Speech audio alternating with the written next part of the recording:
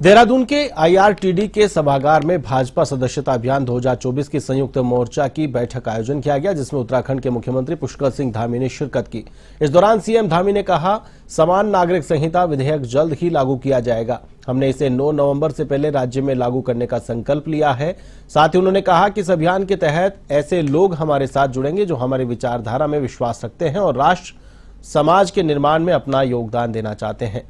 Party की प्राथमिकता के आधार पर उन्हें जोड़ने का काम किया जाएगा। हर विधायक को यह जिम्मेदारी दी गई है कि वे कार्यकर्ताओं को जोड़े।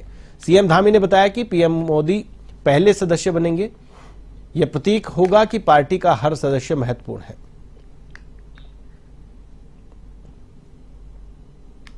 ऐसे लोग हमारे साथ जुड़े जो हमारी विचारधारा में विश्वास रखते हैं और राष्ट्र और समाज के निर्माण में अपना योगदान देना चाहते हैं।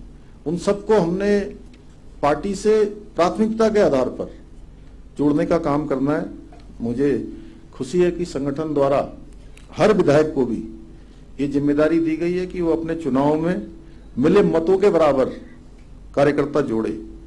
ये अपने आप में एक अनूठी पहल है कि सभी को कहीं ना कहीं रिस्पॉन्सिबल बनाया गया है, सभी को जिम्मेदार बनाया गया है, जो श्रद्धेय पंडित दीनदयाल उपाध्याय जी के कथन को चरितार्थ करने में बहुत सहायक सिद्ध होगा। आज हमें ऐसे कार्यकर्ताओं की आवश्यकता भी है जो निष्ठावान हो, समर्पित हो और सेवा भावना से प्रेरित होकर संगठन के लिए कार्य करना चाहते हैं। आप सभी कार्यकर्ता भाई बहन, ये जो अभियान है, इस अभियान की आप सब रीढ़ है और आपका समर्पण, आपका परिश्रम, ये निश्चित रूप से हमारी पार्टी को एक बड़ा आधार, एक बड़ी मजबूती देने का काम करेगा और देवभूमि से इसकी शुरुआत होनी चाहिए ताकि मां गंगा, यमुना और हिमालय की तरह पूरे भारत में इसका विस्तार हो। हमारे प्रधानमंत्री मोदी जी पहले सदस्य बनेंगे। उस दिन जो है राष्ट्रीय अध्यक्ष जी उनको सदस्य बनाएंगे और ये केवल एक औपचारिकता नहीं होगी बल्कि एक प्रतीक होगा कि हमारी पार्टी का हर एक सदस्य कितना। देहरादून में एक कार से 2 लोगों के शव बरामद किए गए, जिनमें से एक महिला और एक पुरुष का शव मिला है। राजपुर पुलिस ने जब शव को पोस्टमार्टम के लिए भेजा तब मौत के कारण का पता चला। इस संबंध में एसएसपी देहरादून अजय सिंह ने बताया कि बॉडी के अंदर कार्बन मोनोऑक्साइड गैस भरने से मौत हुई है। उन्होंने बताया कि कार के शीशे बंद करके अंदर दोनों सो गए थे, जिसके चलते दोनों का दम घुटने से निधन हो गया।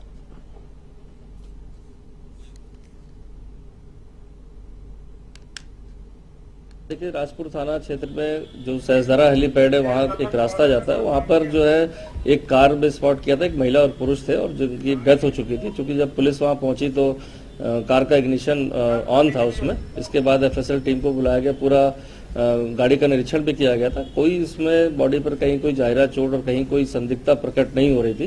पोस्टमार्टम के लिए जब डेड बॉडी को भेजा गया था तो पोस्टमार्टम के बाद रिपोर्ट जो प्राप्त हुई है, किसी भी जाहिरा चोट या किसी अन्य तरह से मृत्यु होने प्रतीत नहीं हुआ है और उसमें कार्बन मोनोऑक्साइड श्वास नली में, जैसे मैंने बताया कि उसमें ट्रेसेस पाए गए हैं, तो वो एफएसएल को भेजा जाएगा। अभी भी जो डॉक्टर जानकारी की गई वो इसी तरह का एक घटनाक्रम अभी तक प्रकाश में आता है, क्योंकि कहीं और कोई संदिग्धता इस मैटर में अभी तक। उत्तराखंड के टिहरी बांध के बढ़ते जलस्तर को लेकर ग्रामीणों ने झील के किनारे धरना प्रदर्शन शुरू कर दिया। ग्रामीणों का कहना है कि टिहरी झील का जलस्तर बढ़ने के कारण गांव के 35 घरों के लिए खतरा बना हुआ है, लेकिन विस्थापन के लिए किसी भी प्रकार की कार्रवाई नहीं की जा रही है, जिसको लेकर ग्रामीण लगातार विस्थापन की मांग कर रहे हैं। सूचना मिलने पर तहसीलदार महेंद्र बिष्ट मौके पर पहुंचे, ग्रामीणों से समझाइश की। ग्रामीणों ने मांगे पूरी नहीं होने पर जल समाधि लेने की चेतावनी दी है।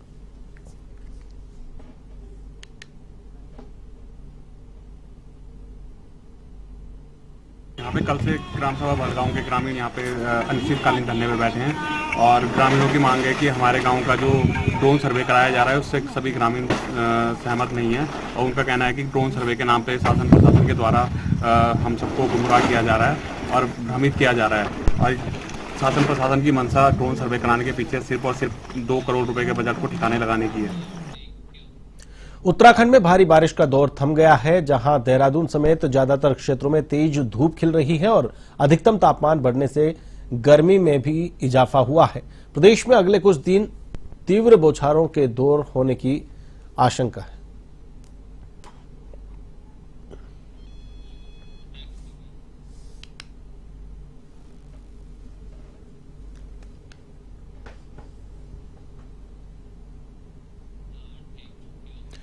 हरिद्वार के कांगड़ी गांव में हाथी की धमक से ग्रामीणों में खौफ का माहौल है। दरअसल देर रात को गांव में फिर से हाथी आधमका। सूचना मिलते ही मौके पर वन विभाग की टीम पहुंची, जिसके बाद 1 घंटे की कड़ी मशक्कत के बाद हाथी को जंगल की तरफ खदेड़ने में सफलता मिली। इसके बाद ग्रामीणों ने राहत की सांस ली।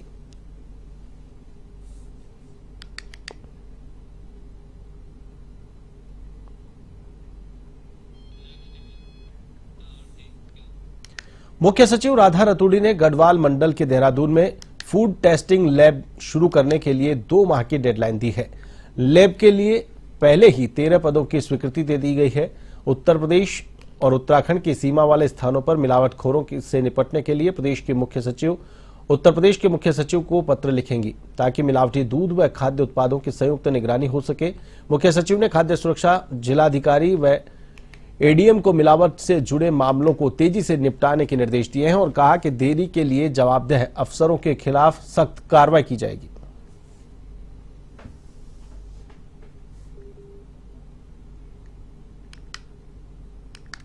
स्वास्थ्य विभाग द्वारा कार्रवाई की गई, जहां पे काफी सारे मात्रा में नकली पनीर, मावा इत्यादि जो है पकड़ा भी गया था और संबंधित ओनर के खिलाफ कार्रवाई भी की गई थी।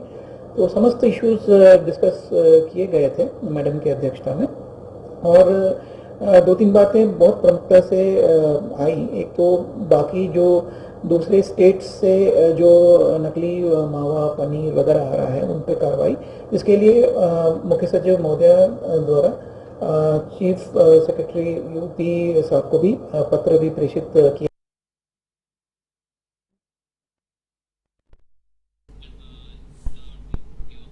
कुमाऊं आयुक्त दीपक रावत ने जिला विकास प्राधिकरण कार्यालय नैनीताल में कुमाऊं मंडल के अंतर्गत सड़कों से संबंधित कार्यों की समीक्षा की, जिसमें आयुक्त दीपक रावत ने लोक निर्माण विभाग, पीएमजीएसवाई, एनएच समेत अन्य मंडल स्तरीय विभागीय अधिकारियों से सड़कों के संबंध में विस्तृत जानकारी ली।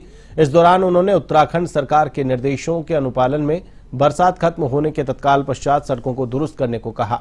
उन्होंने कहा कि बरसात से खासकर पर्वतीय इलाकों में सड़कें क्षतिग्रस्त हो जाती हैं। बरसात के बाद लोक निर्माण विभाग व सड़क से संबंधित अन्य विभागों द्वारा टेंडर निकाले जा रहे हैं।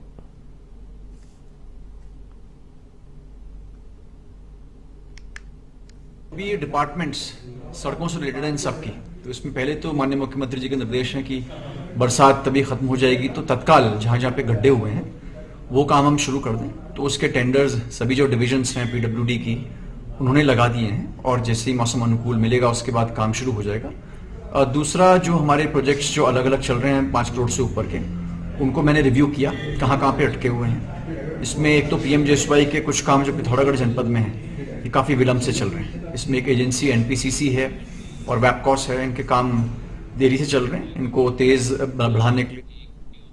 हरिद्वार स्थित भारत की महारत्न कंपनी भेल में बीते दिनों हुई 1 करोड़ से अधिक की चोरी का पुलिस की ओर से खुलासा कर इस मामले में 4 आरोपियों को गिरफ्तार किया गया है। पुलिस ने आरोपियों के पास से चोरी किया गया कीमती सामान भी बरामद कर लिया है। साथ ही स्कॉर्पियो कार और अन्य सामान बरामद किया गया है। एसएसपी हरिद्वार परमेंद्र सिंह डोभाल ने मामले का खुलासा किया।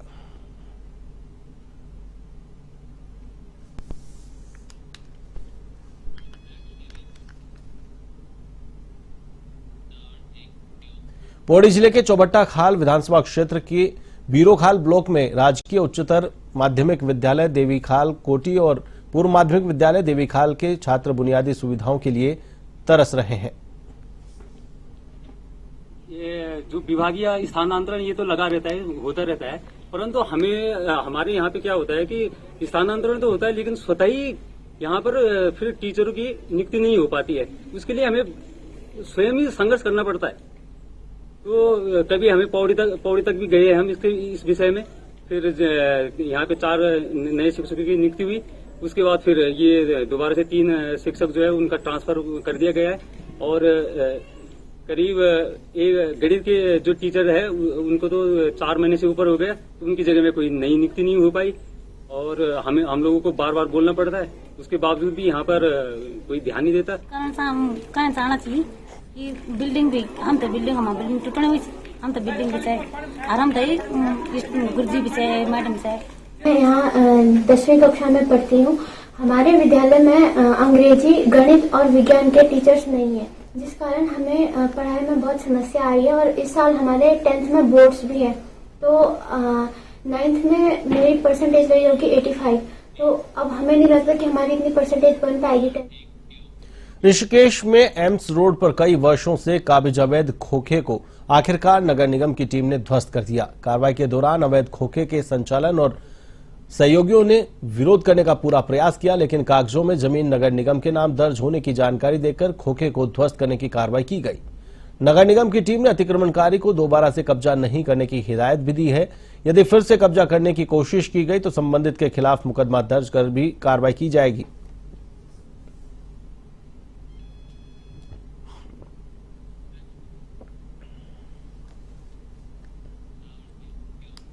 देहरादून सहित देश भर में 6 पोस्ट ऑफिस पासपोर्ट सेवा केंद्रों में 30 अगस्त को पासपोर्ट से जुड़े काम नहीं होंगे।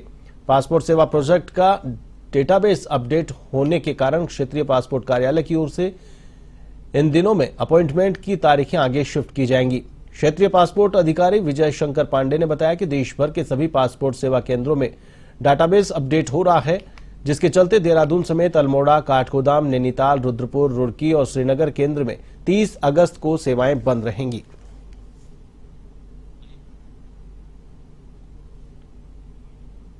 जिन आवेदकों ने 30 अगस्त का अपॉइंटमेंट पहले कंफर्म रूप से ले रखा है, उनकी सुविधा के लिए उनके अपॉइंटमेंट को हम उससे अगले वाले शनिवार यानी कि 7 सितंबर को शिफ्ट कर रहे हैं। और इसके लिए उनको SMS से सूचित भी किया जाएगा।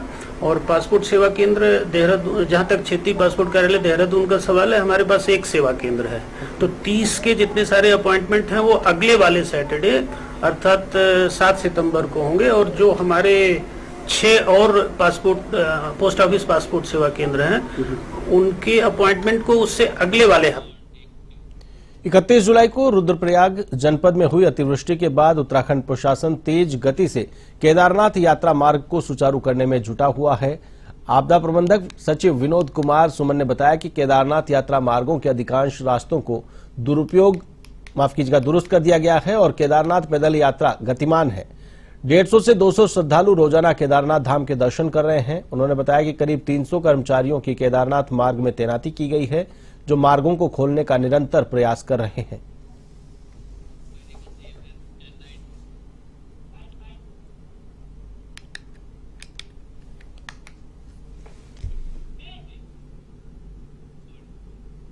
जुलाई के आपदा के उपरांत काफ़ी क्षति हुई थी, जिसमें से काफ़ी रास्तों को ठीक कर लिया गया है और सबको पैदल चलने लायक बना दिया गया है। तो आवाजाही लोगों की जारी है। अगर बरसात नहीं हो रही है तो आवागमन किया जा सकता है। उसमें बरसात के दौरान पत्थर गिरते हैं तो उस समय यात्रा करना खतरनाक हो सकता है, तो उसको छोड़ के बाकी यात्रा के लिए मार्ग है। इसमें लोगों का आवागमन भी हो रहा है, घोड़े खच्चर भी जा रहे हैं, स्थानीय लोग भी जा रहे हैं, कुछ यात्री भी पर डे 100, 150, 200 तक यात्री भी जा रहे हैं। तो इस तरह से यात्रा कुछ हद तक सुचारू हो गई है। रास्ते अभी पूरी तरह से नहीं बने हैं, रास्तों को खोल दिया गया है टेम्परेरी, बाकी इसमें स्थायी रूप से खोलने के लिए कार्रवाई चल रही है। उत्तराखंड में लगातार मानसून के चलते सड़कों पर गहरे गड्ढे होने के कारण सड़कें खराब हो गई हैं, जिसको लेकर लोक निर्माण विभाग के सचिव डॉक्टर पंकज कुमार पांडे ने बैठक ली। उन्होंने बताया कि अभी PWD की ओर से कुल 83 सड़कें बंद हैं और उनमें से अधिकतर सड़कें खुल जाएंगी। हाईवे पर जमे मलबे को हटाने का काम जारी है और वहां कई मार्गों पर ट्रैफिक को डाइवर्ट भी किया गया है।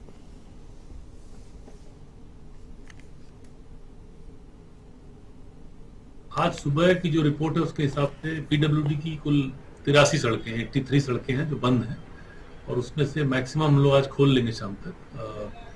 इसमें कुछ ऐसी सड़कें हैं जो ग्रामीण सड़कें हैं, उसमें 86 हैं जो PMGSY से रिलेटेड सड़कें हैं। तो टोटल 83 और 86 सड़कें हैं जो आज सुबह के हिसाब से बंद हैं। इसमें एक NH है जो बद्रीनाथ धाम को जाता है, उसमें नंदप्रयाग के पास में पिछले कुछ दिनों से बहुत ज़्यादा मलबा और पत्थर आ रहे हैं, जिसपे लगातार काम चल रहा है, मशीनें भी काम कर रही हैं, लेकिन हम 4 दिन में उसको बहुत ज्यादा अच्छा नहीं कर पाए हैं।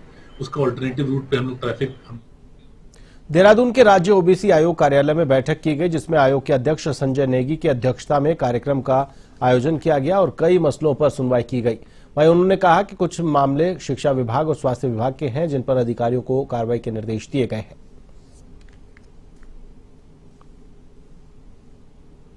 अन्य पिछड़ा वर्ग आयोग में सुनवाई आयोजित की गई और उसमें अभी इस महीने हमारे यहाँ लगभग 10 केस हमारे यहाँ थे, जिनमें हमने कुछ केसों में कोर्ट में ही निस्तारण किया है और कुछ मामलों में जैसे क्या कहते हैं स्वास्थ्य विभाग के हैं और 2-3 मामले शिक्षा विभाग में भी कुछ अधिकारियों के खिलाफ हमने कार्रवाई करने के निर्देश दिए हैं और अन्य विभागों में जैसे अपना युवा कल्याण है, पीआरडी के माध्यम से भी वहाँ पर कुछ लोगों को का कोई प्रकरण था तो उसमें भी हमने आदेश किए हैं।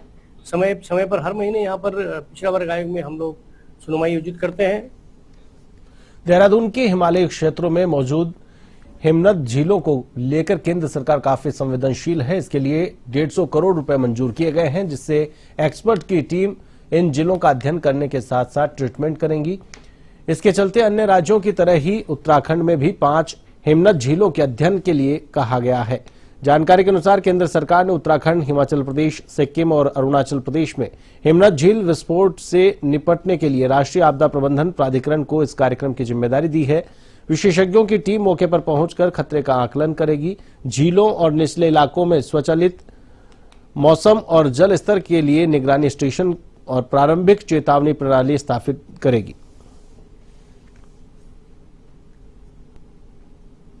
रास्ता अभी भी संवेदनशील है, कहने में कोई हमें गुरेज नहीं है, लेकिन बरसात को छोड़ दें, जब बरसात हो रही उसमें बहुत सुरक्षित नहीं है, बाकी इसमें सुरक्षित रहता है। सुरक्षित यात्रा में, रास्ते में यात्रा करने में कोई दिक्कत ऐसे नहीं है, यात्रा की जा सकती है। लोग जा रहे हैं, जैसा कि मैंने बताया कि 3 धाम हमारे यात्री रोजाना जा रहे हैं, बड़ी संख्या में जा रहे हैं और केदारनाथ जी में यात्री हमारे 100 से 150, 200, 300 तक जा रहे हैं। लेकिन जब बरसात होती है उस समय यात्रा करना बहुत अच्छा नहीं होता, सुरक्षित नहीं माना जाता, क्योंकि पत्थर गिरते हैं, मलबा गिरते रहते हैं, उस समय को छोड़कर यात्रा। पौड़ी जिले के लैंसडाउन विधानसभा क्षेत्र के एरियल डिस्टेंस में आने वाले रखनीखाल ब्लॉक के गुलदार प्रभावित क्षेत्र में वन विभाग की गश्त जारी रहेगी। हालांकि 26 अगस्त को एक गुलदार के ट्रैप हो जाने के बाद उसे पोखड़ा रेंज भेज दिया गया था, लेकिन अभी भी वन विभाग की गश्त जारी है। बताया जा रहा है कि जब तक प्रभावित क्षेत्र में सामान्य स्थिति नहीं हो जाती है या गुलदारों का देखा जाना बंद नहीं हो जाता है, तब तक वन विभाग के वनकर्मी अपनी गश्त क्षेत्र में बनाए रखेंगे।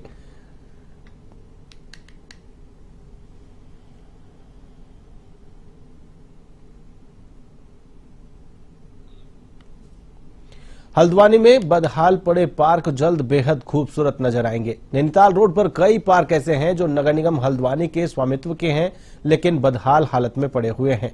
शहर की खूबसूरती को चार चांद लगाने के लिए इन पार्कों का एक सर्वे कराया गया है और डीपीआर तैयार कराई जा रही है, जिससे इन पार्कों को हरा भरा करने का काम किया जाएगा। इसके अलावा पार्कों का सौंदर्यीकरण, टूट फूट, रेन वाटर हार्वेस्टिंग और रख रखाव की योजना भी तैयार की जा रही है, जिससे निगम की आमदनी भी बढ़ सकेगी। पानी में हमारा जो नैनीताल रोड है उसमें काफ़ी सारे पार्क हैं नगर निगम के स्वामित्व के, उनकी स्थिति खराब हो गई है, थोड़ा देखरेख का अभाव भी है और संसाधनों की समस्या भी निगम को रहती है। तो हम लोग एक विस्तृत सर्वे हमने कराया था और डीपीआर हम इसकी प्रिपेयर करवा रहे हैं, जो इसमें ग्रीनरी के काम हो सकते हैं, कुछ पेड़ पौधे लगाए जा सकते हैं, जो कमिश्नर साहब के भी दिशा निर्देश थे कि क्रीपर्स वगैरह लगाए जाने हैं, उस पर भी होमवर्क चल रहा है। साथ ही इनके सुदृढ़ीकरण के लिए जहाँ टूट फूट हो गई है, कहीं इंक्रोचमेंट हो गया है, कहीं मरम्मत की जानी है, पानी डालने के लिए इरिगेशन के लिए भी उसमें कोई व्यवस्था नहीं है, रेन वाटर हार्वेस्टिंग के सिस्टम्स हैं, इस सब को इंक्लूड करते हुए एक सौंदर्यीकरण के लिए और सुदृढ़ीकरण के लिए एक डीपीआर हम लोग। मुख्यमंत्री पुष्कर सिंह धामी ने सचिवालय में प्रदूषण नियंत्रण बोर्ड के संचालित प्लास्टिक वेस्ट मैनेजमेंट के डिजिटल डिस्पोजिट रिफंड सिस्टम का शुभारंभ किया। इस अवसर पर मुख्यमंत्री ने स्वयं प्लास्टिक की बोतल को बारकोड से स्कैन कर डिजिटल पेमेंट प्राप्त किया। मुख्यमंत्री पुष्कर सिंह धामी ने कहा कि पर्यावरण संरक्षण, प्लास्टिक की खपत को कम करने और अधिक से अधिक प्लास्टिक को रिसाइकल कर उसे इस्तेमाल में लाने के लिए डिजिटल डिपॉजिट रिफंड सिस्टम का शुभारंभ एक महत्वपूर्ण कदम है।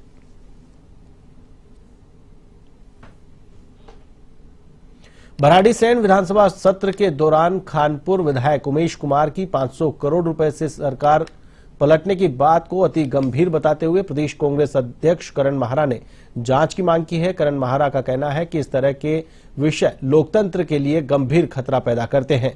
ये इंटेलिजेंस का भी बड़ा फेलियर है। सरकार को इसकी विस्तृत जांच कर दूध का दूध और पानी का पानी करना चाहिए।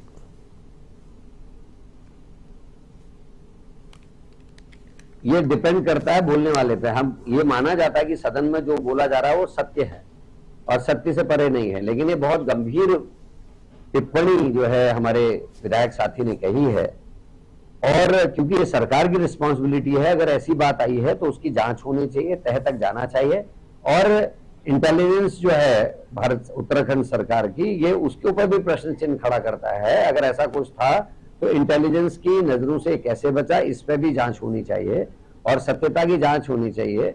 और जिस हमारे साथी विधायक ने इस बात को कहा है उनसे उसके सबूत भी मांगे जाने चाहिए। उनके पास कुछ तो होगा जिसके आधार पर उन्होंने इस तरीके की बात कही है, उस पर भी उनसे बातचीत करके इसकी जांच को आगे एवन उत्तराखंड में फिलहाल के लिए बस इतना ही। मुझे दीजिए इजाजत। नमस्कार।